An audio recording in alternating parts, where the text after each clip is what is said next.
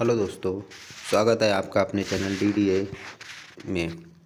दोस्तों, आज हम बात करेंगे भारत के गवर्नर जनरल, ठीक है, और एवं उनसे संबंधित कुछ प्रमुख घटनाएं। ये यूपी पुलिस में और आल एग्ज़ाम यानी सभी एग्ज़ामों में स्टैटिक जीके के तौर पर ये क्वेश्चन यहाँ से पूछे जाते हैं, ठीक। और इसी के साथ साथ हम अपने आधुनिक भारत यानी मॉडर्न हिस्ट्री की सभी घटनाएँ, प्रमुख घटनाओं को यहाँ पर डिस्कस कर लेंगे इन गवर्नर जनरल के साथ ही, ठीक है। तो आइए हम देखते हैं गवर्नर जनरल को। ओके, अब इससे कुछ बेसिक पॉइंट की गवर्नर जनरल कौन, गवर्नर जनरल और कहाँ। तो जैसे सबसे पहले अंग्रेज़ जो इंग्लिश कंपनी आई थी, ईस्ट इंडिया कंपनी, उसने बंगाल में अपने सत्ता स्थापित की थी। तो उसने बंगाल का पहला गवर्नर बनाया था रॉबर्ट क्लाइव को, बंगाल का पहला गवर्नर रॉबर्ट क्लाइव को, ठीक। उसके बाद 1773 का रेगुलेटिंग एक्ट आया, उसने गवर्नर के पद को गवर्नर जनरल में बदल दिया। तो गवर्नर का पद बदल गया लेकिन व्यक्ति वही रहा। तो बंगाल का पहला गवर्नर जनरल कौन बना था? Warren Hasting. अगर आपसे क्वेश्चन कभी आ जाए कि बंगाल का अंतिम गवर्नर कौन था, केवल क्या पूछेगा? अंतिम गवर्नर, अंतिम गवर्नर, ठीक है। तो अंतिम गवर्नर भी कौन होगा? Warren Hasting. क्यों? क्योंकि मैंने क्या बोला, केवल पद बदला, आदमी नहीं। इससे कह दिया गया कि भैया अब तुम कल से क्या कहलाए जाओगे? गवर्नर जनरल कहलाए जाओगे। तो ये क्या कहलाने लगा? गवर्नर जनरल कहलाने लगा, ठीक है। तो बंगाल का पहला गवर्नर जनरल वारेन हेस्टिंग बना था, ठीक। अब ऐसी इनकी व्यवस्था, शासन व्यवस्था चल रही थी। इसके बाद इन्होंने 1833 का एक्ट आया, इसमें इन्होंने बोल दिया कि अब जो बंगाल का गवर्नर जनरल होगा वह भारत का क्या होगा? गवर्नर जनरल होगा। तो इसीलिए भारत का पहला गवर्नर जनरल विलियम बेंटिंग को बनाया गया 1833 में, और यही बंगाल का अंतिम गवर्नर जनरल था, ठीक। अब ऐसी व्यवस्था चल रही थी। फिर 1858 का एक्ट आया, इसमें बोल दिया गया कि भैया अब जो भारत का प्रथम गवर्नर जनरल है वही भारत का क्या होगा? वायसराय होगा।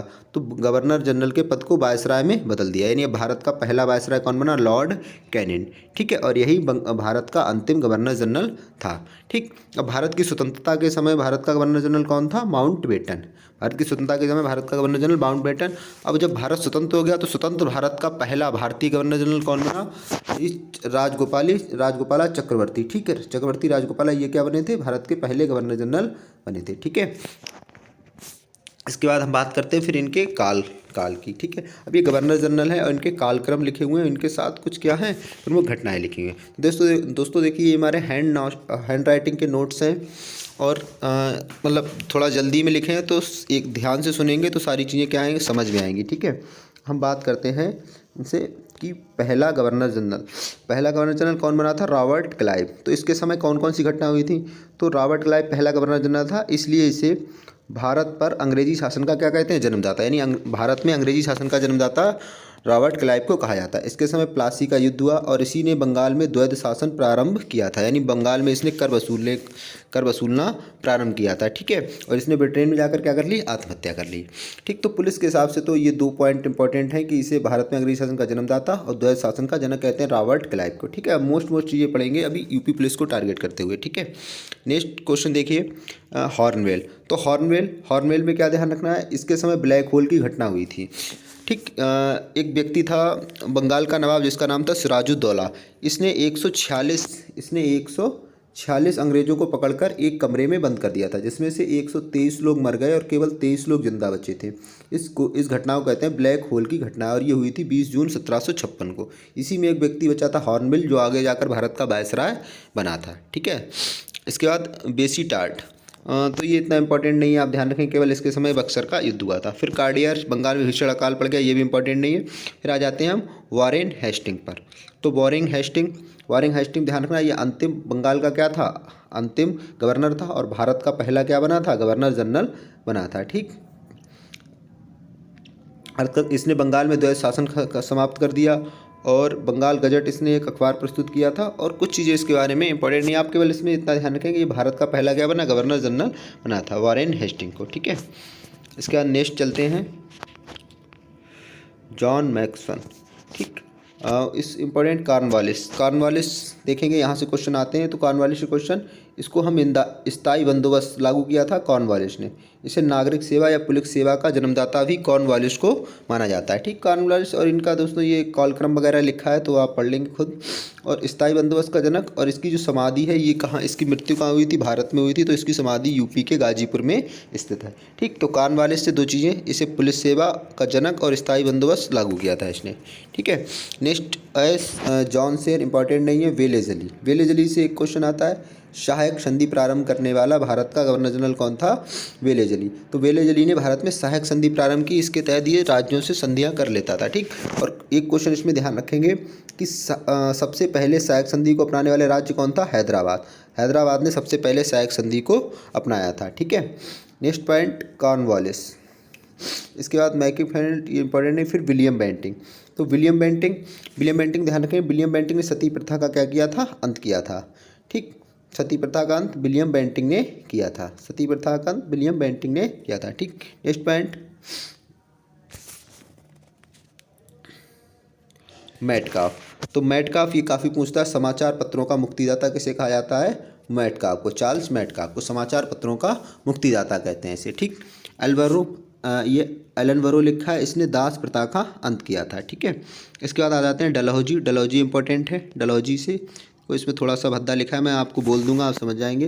डलहौजी इसे आधुनिक भारत का जनक कहते हैं। क्यों, क्योंकि इसने रेलवे चालू हुई इसके समय 16 अप्रैल 1853 को, लोक निर्माण विभाग PWD की स्थापना हुई, डाक विभाग की स्थापना हुई, विद्युत तार सेवा की स्थापना हुई, वुड डिस्पैच नियम आया, तो इसीलिए इसे कहा जाता है आधुनिक भारत का जनक। ठीक, और एक सबसे महत्वपूर्ण क्वेश्चन ध्यान रखें कि राज्य हड़प नीति प्रारंभ करने वाला गवर्नर कौन था, डलहौजी। तो डलहौजी ने क्या प्रारंभ की थी, राज्य हड़प नीति, और इसने राज्य हड़प नीति के तहत सबसे पहले किसे हड़पा था, सतारा को। ठीक है, ये लिखा है सतारा, महाराष्ट्र में पड़ता है, 1848 में इसे हड़पा था। एक क्वेश्चन ये, और एक ध्यान रखेंगे अवध, ये हमेशा पूछता है कि अवध को किस आधार पर हड़पा गया था, तो अवध पर कुशासन का आरोप लगा दिया था कि यानी अवध का शासन राजा सही प्रकार से नहीं कर रहा है, तो कुशासन का आरोप लगाकर अवध को हड़प लिया गया था। ठीक है, अवध के जो अंतिम नवाब थे वाजिद अली शाह थे। ठीक, नेक्स्ट क्वेश्चन कैनिन। तो कैनिन के समय आप ध्यान रखें कि कैनिन के समय 1857 की क्रांति हुई थी, जो भारत का पहला स्वतंत्रता संग्राम बीडी सावरकर ने बोला था जिसे।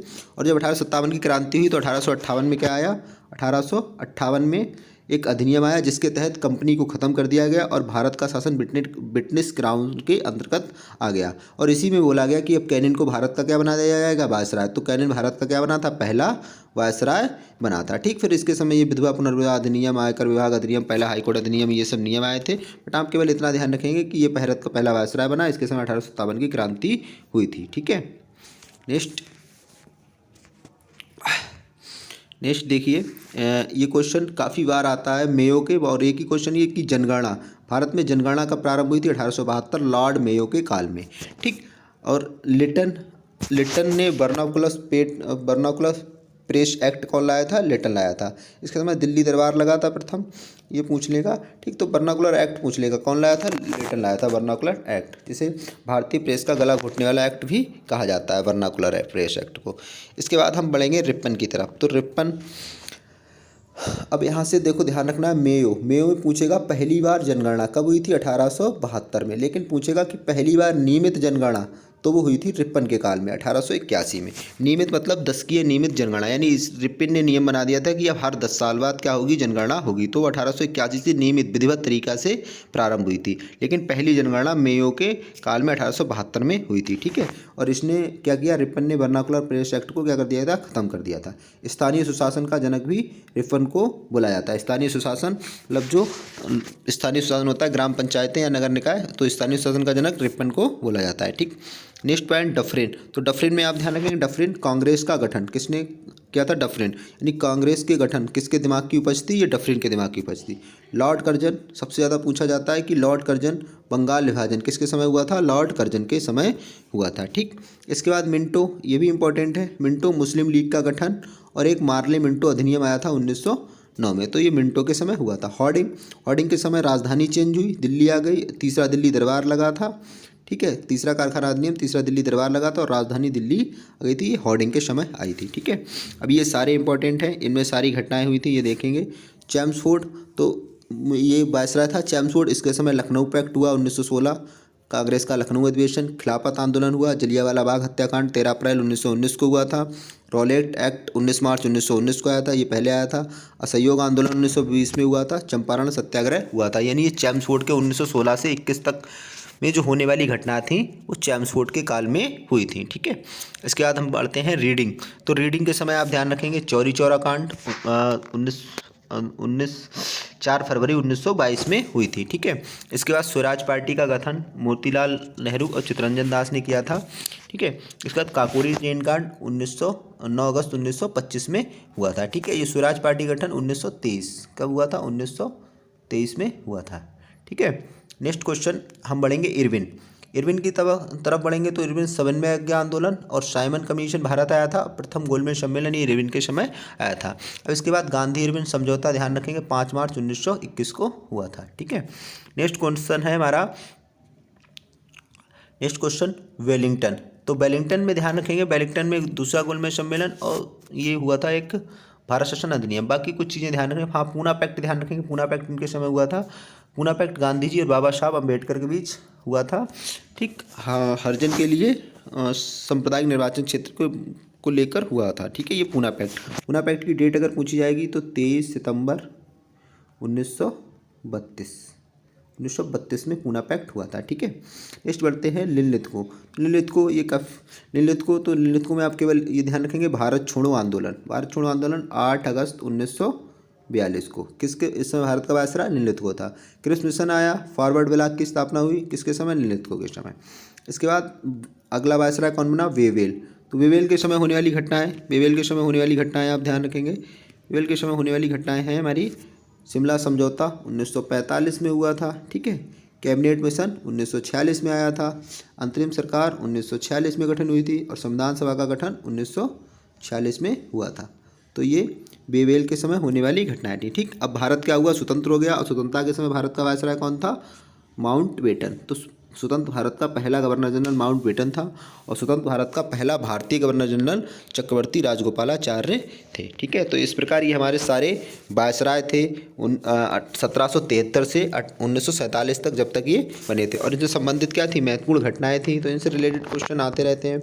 और दोस्तों, अगर इसकी PDF चाहिए हो तो PDF आपको मिल जाएगी। हमारा टेलीग्राम चैनल है, आप उससे जाकर ज्वाइन कर लेंगे। टेलीग्राम पे लिखेंगे DDA और GS स्पेस देने के बाद सब कैपिटल में, तो चैनल मिल जाएगा, उस पर हम ये PDF डाल देंगे। ठीक है, वीडियो देखने के लिए बहुत बहुत धन्यवाद।